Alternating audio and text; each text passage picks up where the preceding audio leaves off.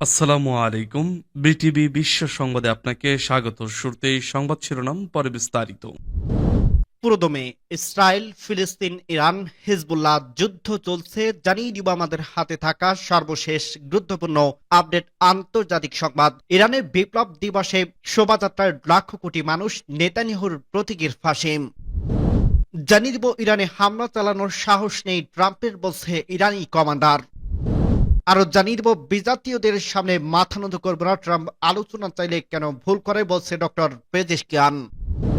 এবং আরো জানিয়ে দেব ইউক্রেনের রাতভর ড্রোন হামলায় কিয়েভে অগ্নিকাণ্ড, ব্যাপক ক্ষয়ক্ষতি। সর্বশেষ জানিয়ে দিব যুদ্ধ বন্ধ করতে ইউরোপ ও আমেরিকা থেকে যে গ্যারান্টি চান জেলেনস্কি। শুনছিলেন সংবাদ শিরোনাম, এরপর বিস্তারিত। তার আগে অনুরোধ থাকবে, ভিডিওটি যদি ভালো লেগে থাকে ভিডিওটিতে একটি লাইক এবং কমেন্ট করে জানিয়ে দিন ভিডিও সম্পর্কে আপনার মূল্যবান মতামত, এবং আরো কমেন্ট করে জানিয়ে দিন ভিডিওটি আপনি কোথা থেকে দেখছেন এবং শুনছেন। ইরানে বিপ্লব দিবসের শোভাযাত্রায় লাখ কোটি মানুষ, নেতানিয়াহুর প্রতীকে ফাঁসি। ইরানে ইসলামী বিপ্লবের 46তম বিজয় বার্ষিকী উপলক্ষে সারা দেশের লাখ কোটি মানুষের অংশগ্রহণের শোভাযাত্রা অনুষ্ঠিত হয়েছে। আমাদের সংবাদদাতা ও প্রত্যক্ষদর্শী জানিয়েছে, রাজধানী তেহরানের যেন উৎসবের নগরীতে পরিণত হয়েছে। শোভাযাত্রায় অংশগ্রহণকারীদের হাতে হাতে ইরানের জাতীয় পতাকা, পাশাপাশি ফিলিস্তিন ও লেবাননে হিজবুল্লাহর পতাকা রয়েছে। এছাড়াও মিছিলকারীদের হাতে বিপ্লবের স্লোগানে লেখা নানা প্লাকার্ড শোভা পাচ্ছে। তেহরানের দখলদার ইসরায়েলি প্রধানমন্ত্রী বেঞ্জামিন নেতানিয়াহুর প্রতীকে বিচার করা হয় এবং তার কুশপুত্তলিকাকে ফাঁসিতে ঝোলানো হয়। একই সঙ্গে নেতানিয়াহু, জো বাইডেন এবং ডোনাল্ড ট্রাম্পের প্রতীকে কফিন বহন করে ইরানের বিক্ষোভকারীরা। ইরানি জনগণ যে ইসলামী বিপ্লবের আগের মতোই ভালোবাসে, বিপ্লবী বার্ষিকীর শোভাযাত্রায় মানুষের ঢল থেকে তা আবারও প্রমাণিত হয়েছে। বিপ্লবের শোভাযাত্রায় মানুষের ব্যাপক উপস্থিতি দেখে প্রতিবারই হতাশ হয়ে পড়ে শত্রুরা। 1979 সালে এই দিন ইমাম খামেনি রহমাহুল্লাহর নেতৃত্বে ইসলামী বিপ্লবে চূড়ান্ত বিজয় লাভ করে এবং এর মাধ্যমে দেশটির কয়েক হাজার বছরের রাজতান্ত্রিক শাসন ব্যবস্থা উৎখাত হয়ে যায়। সোমবার স্থানীয় সময় সকাল 9টা থেকে সারা দেশে 1400 এর বেশি শহর এবং 35,000 গ্রামের মানুষ শোভাযাত্রায় অংশ নিয়ে রাস্তায় বেরিয়ে আসেন। ইসলামী প্রজাতন্ত্র ইরানের পতাকা হাতে লক্ষ লক্ষ মানুষ আমেরিকা ধ্বংস হোক, ইসরায়েলি নিপাত যাক ধ্বনিতে স্লোগান দেন। প্রতি বছর বিপ্লবের দিবসকে এই শোভাযাত্রায় অংশগ্রহণ করে ইরানি জনগণের ইসলামী প্রজাতন্ত্র স্থাপনী ইমাম খমেনি রহমাহুল্লাহ এবং ইসলামী প্রজাতন্ত্র ইরানের সর্বোচ্চ নেতা আয়াতুল্লাহ উজামা খামেনির প্রতি অনুগত্য শপথ পূর্ণ ব্যক্ত করেন। চলতি বছরের বিপ্লব বার্ষিকীর অনুষ্ঠানে প্রচারের দায়িত্ব নিয়োজিত ছিলেন দেশি বিদেশি হাজার হাজার সাংবাদিক, চিত্রগ্রাহক ও প্রামাণ্য চিত্র নির্মাতা। তারা ঠান্ডার মধ্যে এমন শোভাযাত্রা ব্যতিক্রম ঘটনা হিসেবে বর্ণনা করছেন। রাজধানী তেহরানে বিপ্লবী বার্ষিকীর শোভাযাত্রাগুলো ঐতিহাসিক আজাদি স্কোয়ারে এসে শেষ হয়। এখানে সমাবেত জনসমুদ্রের উদ্দেশ্যে ভাষণ দেন প্রেসিডেন্ট ডক্টর মাসুদ পেজেশকিয়ান। আজকের শোভাযাত্রায় অংশগ্রহণকারীদের কর্মসূচি শেষে এক যৌথ বিবৃতিতে ইসলামী বিপ্লবের প্রতি সমর্থন অব্যাহত রাখার কথা পুনর্ব্যক্ত করছে। তারা বলছে, ইসলামী বিপ্লব মুসলিম উম্মার দেহে নতুন করে প্রাণ সঞ্চারিত করছে এবং জুলুম এর বিরুদ্ধে প্রতিবাদ ও প্রতিরোধের শিক্ষাকে উজ্জীবিত করছে। এই ধারা অব্যাহত থাকবে। সূত্র পার্টস টুডে। ট্রাম্পের ইরানি হামলা চালানোর সাহস নেই, বলছে ইরানি কমান্ডার। মার্কিন প্রেসিডেন্ট ডোনাল্ড ট্রাম্প ইরানে হামলা চালানোর সাহস নেই বলে মন্তব্য করছে দেশটির বিপ্লবী গার্ড বাহিনীর এক কমান্ডার। ইরানের এরোস্পেস ফোর্সের কমান্ডার ব্রিগেডিয়ার জেনারেল আমির আলী হাজিজাদে সোমবার সকালে এই মন্তব্য করেন। এদিন সকালে তেহরানে 22 বাহমান র্যালি চলাকালে বার্তা সংস্থা মেহের নিউজ এক প্রতিবেদকের সঙ্গে কথা বলার সময় জেনারেল হাজিজাদে বলেন, ইরান একটি শক্তিশালী দেশ, এ দেশে কোনো হুমকির কাছে নতি স্বীকার করবে না। তিনি এ সময় দাবি করেন, ট্রাম্প হুমকি ধামকি দিলেও ইরানে হামলা চালানোর মতো সাহস রাখবে না। ডোনাল্ড ট্রাম্প তার প্রথম দফা শাসনামলে ইরানের উপর সর্বোচ্চ চাপ কৌশলী চালু করছিলেন। দ্বিতীয়বার ক্ষমতায় এসে প্রেসিডেন্সিয়াল মেমোরেন্ডাম স্বাক্ষর করে সেই প্রচেষ্টা পুনরায় শুরু করছে।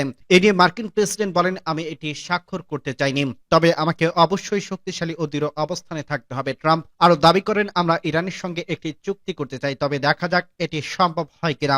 এ বিষয়ে ইরানের পেট্রোলিয়াম মন্ত্রী পাকনিজা স্পষ্ট করে বলেন, মার্কিন চাপ সত্ত্বেও ইরানের তেল রপ্তানি এবং অর্থনৈতিক উন্নয়ন অব্যাহত থাকবে। তিনি বলেন, মার্কিন প্রেসিডেন্ট ডোনাল্ড ট্রাম্পের সর্বোচ্চ চাপ কৌশলে যার লক্ষ্য ছিল ইরানের তেল রপ্তানি শূন্য নামিয়ে আনা, সেটি কেবল একটি দুঃস্বপ্ন যা কখনো বাস্তবায়িত হবে না। বিজাতীয়দের সামনে মাথা নত করব না, ট্রাম্প আলোচনা চাইলে কেন ভুল করে বলছে ডক্টর পেজেশকিয়ান।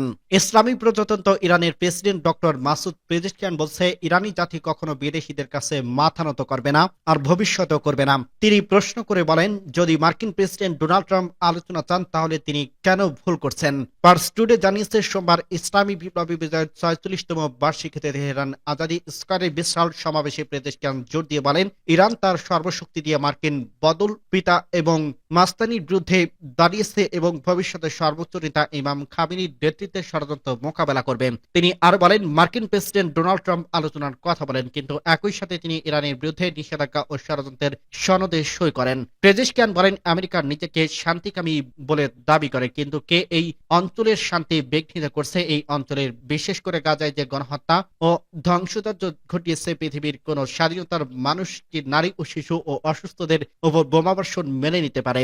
ইসলামী প্রজাতন্ত্র ইরানের প্রেসিডেন্ট জোর দিয়ে বলেন, আমরা কখনই বিদেশিদের কাছে মাথা নত করব না। ইরানের আঘাত করার ইচ্ছা লালন করতে করতেই শত্রুদের কবর যেতে হবে।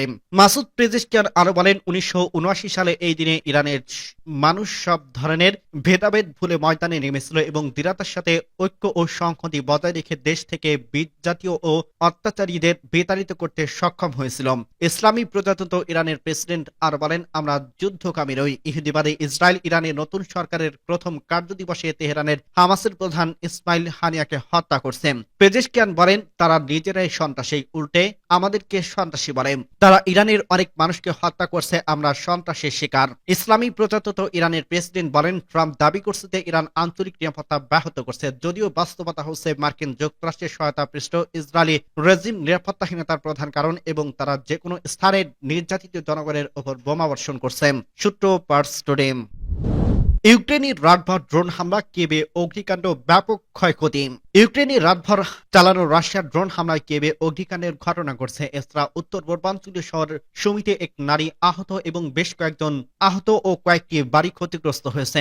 রোববার রাতব্যাপী এই হামলা চালায় বলে জানিয়েছে ইউক্রেনীয় কর্মকর্তারা। সোমবার বার্তা সংস্থা রয়টার্সের এক প্রতিবেদনে এ তথ্য জানানো হয়েছে। প্রতিবেদন অনুযায়ী ইউক্রেনীয় সামরিক বাহিনী জানিয়েছে, রাতভর রাশিয়া ছোড়া 83টি ড্রোনের মধ্যে 61টি গুলি করে নামানো হয়েছে এবং আরো 22টি সম্ভবত ইলেকট্রনিক প্রতিরক্ষা ব্যবস্থার মাধ্যমে ধ্বংস করা হয়েছে। কিয়েভের মেয়র ভ্যালেরি ক্লিসকো টেলিগ্রামে বার্তায় জানান, কিয়েভে একটি আবাসিক ভবনে আগুন লাগালেও কোনো হতাহতের ঘটনা ঘটেনি। তবে সুমি শহরে রাশিয়ার ড্রোন হামলায় 38 বছর বয়সী এক নারী আহত হয়েছেন এবং তাকে হাসপাতালে ভর্তি করা হয়েছে। সুমি অঞ্চলের গভর্নর ইহোর কালচেস্কো টেলিগ্রাম বার্তায় এ তথ্য জানায়। এছাড়া এই হামলায় 5টি বাড়ি ক্ষতিগ্রস্ত হয়েছে বলে উল্লেখ করে গভর্নর কালচেস্কো। সুমির জরুরি পরিষেবা বিভাগের প্রকাশিত ছবিতে দেখা যায় উচ্চ ভবনের জানালাগুলো ধ্বংস হয়ে গেছে এবং পাশে থাকা গাড়িগুলো দাউ দাউ করে জ্বলছে। সুমির জরুরি পরিষেবা বিভাগ জানায়, হামলার ফলে 300 এর বেশি জানালা ধ্বংস হয়েছে এবং 65 জন বাসিন্দাকে তাদের ক্ষতিগ্রস্ত বাড়ি থেকে সরিয়ে নেওয়া হয়েছে। তবে এই হামলার বিষয়ে রাশিয়ার পক্ষ থেকে কোনো মন্তব্য পাওয়া যায়নি।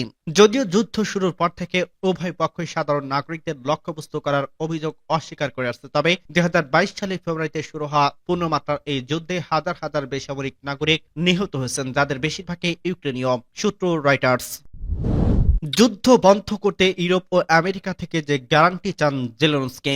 ইউক্রেন নিয়ে মার্কিন প্রেসিডেন্ট ডোনাল্ড ট্রাম্পের পরিকল্পনা শুধুমাত্র যুদ্ধ বন্ধ করা নয়, বরং দেশটিতে যেন রাশিয়া আর কোনো আগ্রাসন না চালায় তা নিশ্চিত করা উচিত। আইটিভিকে দেওয়া এক সাক্ষাৎকারে এমনটাই বলছে ইউক্রেনের প্রেসিডেন্ট ভ্লাদিমির জেলেনস্কি।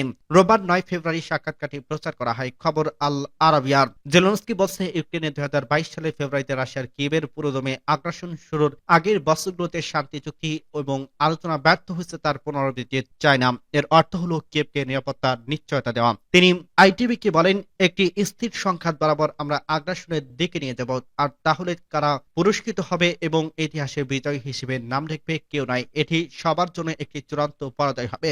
এটি আমাদের জন্য যতটা গুরুত্বপূর্ণ ততটা ট্রাম্পের জন্য।